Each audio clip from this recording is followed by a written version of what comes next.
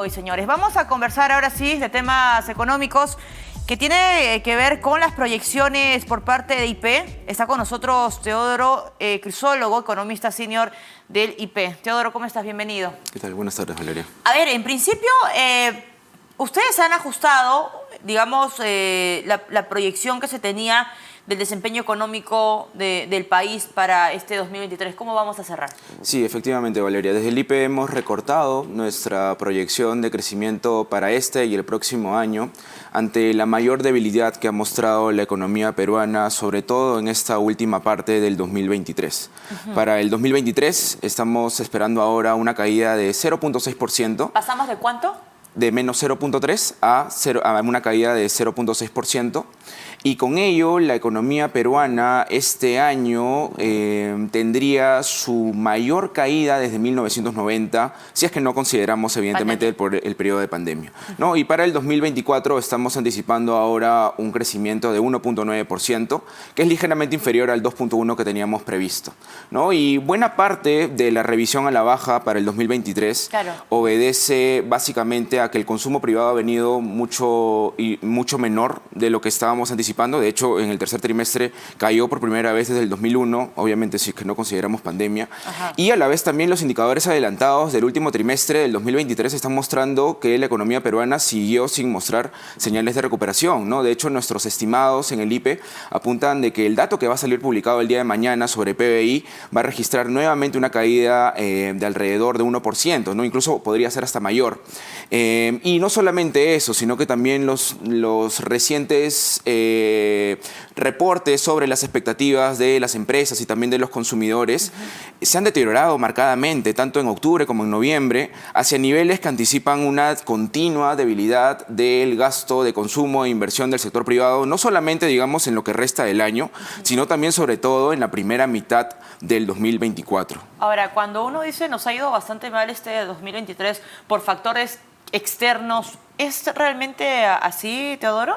Sí, efectivamente, se han combinado una serie de factores, ¿no? Tienes, en primer lugar, los choques climáticos adversos que ha experimentado el país durante la primera mitad del año, pero pero el fenómeno del Niño, los efectos, se han prolongado inclusive aún más hasta ahora, ¿no? Se han prolongado inclusive hasta ahora, por ejemplo, afectando a los cultivos de agroexportación en el norte del país, o en la costa, en realidad, de todo el país, ¿no? Cultivos como, por ejemplo, los arándanos, las paltas, los espárragos, las uvas, están registrando cosechas que acumulan básicamente una caída de doble dígito en lo que va del tercer y cuarto trimestre, ¿no? Entonces eso, digamos, todavía sigue golpeando a la economía.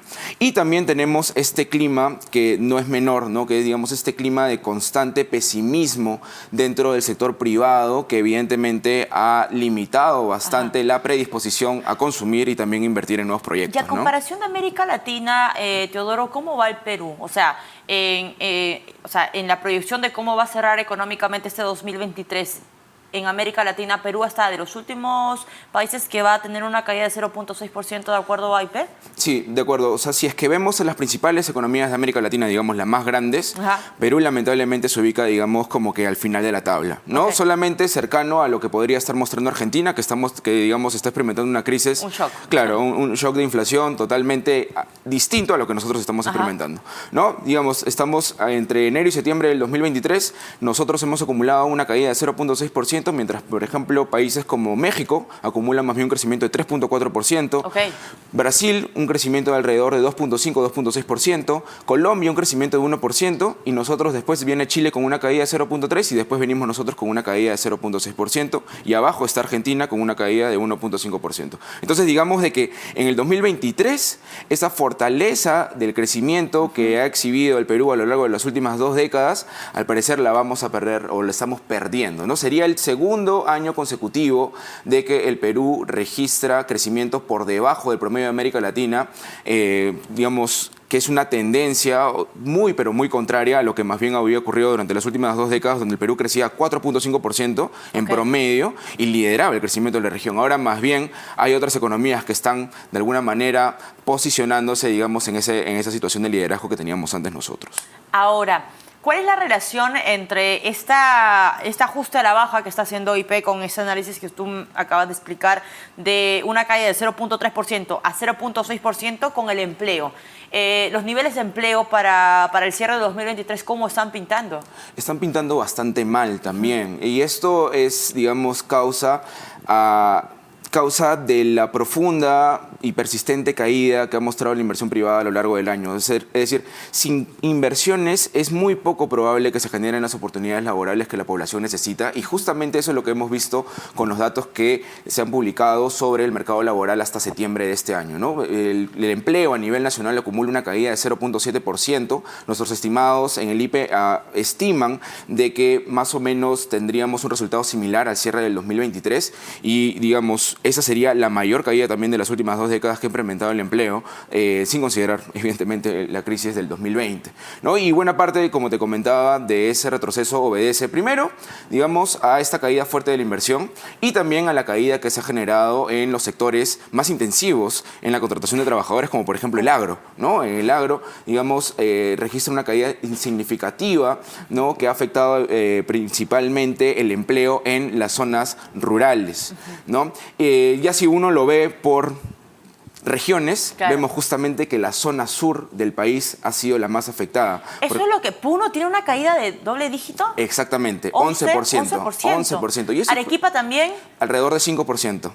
Ahora, y esto tiene que ver porque, y lo estábamos analizando con el equipo de economía, con Ahmed en producción y demás, y no sé si tiene que ver, Teodoro, con que arrancamos este cambio de mando Castillo-Boluarte, inmediatamente las tomas, los bloqueos, la cantidad de fallecidos que hubo. O sea, el sur fue, me parece, el sector que más se vio golpeado económicamente, sí, ¿no? Puno, sobre todo Puno. Efectivamente, el sur fue el epicentro de todo el clima de conflictividad social del inicio del año. ¿Por qué no se recuperó durante el año? Porque las secuelas han sido mucho más persistentes. Las secuelas de estos daños que generó la conflictividad social han sido mucho más persistentes de lo que se había anticipado. El agro, por ejemplo, en la zona sur del país está registrando también en algunos casos caídas de doble dígito. Y recordemos de que buena parte de la población en esta zona del país está empleado por esta actividad. ¿Pero por qué? O sea, hace algunos años la gente diría, bueno, estaba el tema de la crisis de los fertilizantes, pero ahora...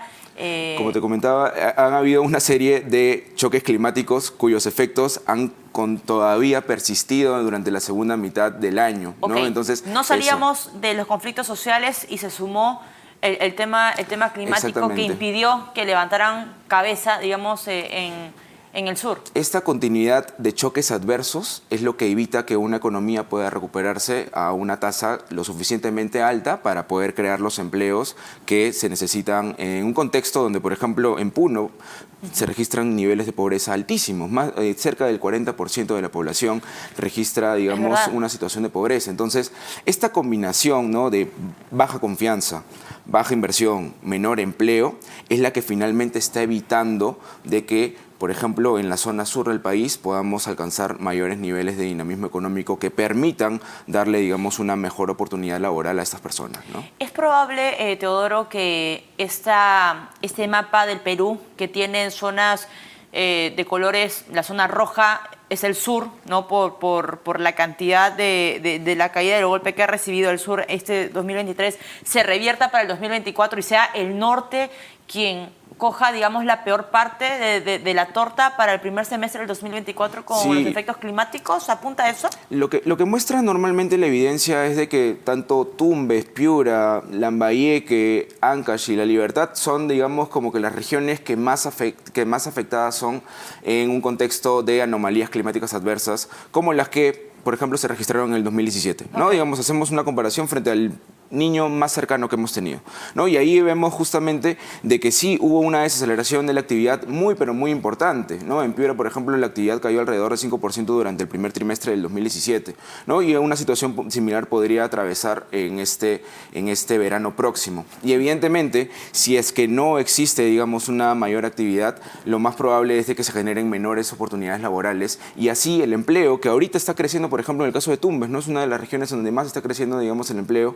Pero es por las obras públicas. Podría revertir, digamos, este resultado positivo. Pero en cambio, por ejemplo, en el caso de Lambayeque, se registra una caída del empleo de alrededor de 7%. Entonces, ya prácticamente va a llover sobre mojado en regiones como, por ejemplo, Chiclayo, ¿no? En principales ciudades como Chiclayo, como Trujillo, ¿no?